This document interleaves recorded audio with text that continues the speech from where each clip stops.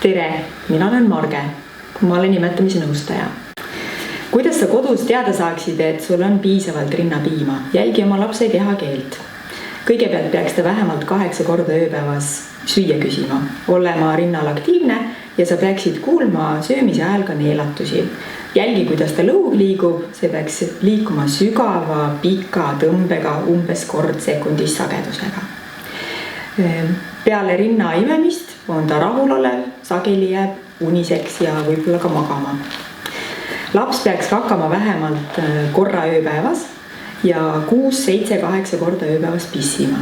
Lapse kaka peaks muutuma 5., 6. elupäevaks kollaseks. Teiseks elunädalaks peaks olema taastunud sünnikaal ja seda sa saad kontrollida oma perearsti juures. Nii et anna oma perearstile teada aegsasti, et sul on perelisa sündinud ja broneerige aeg.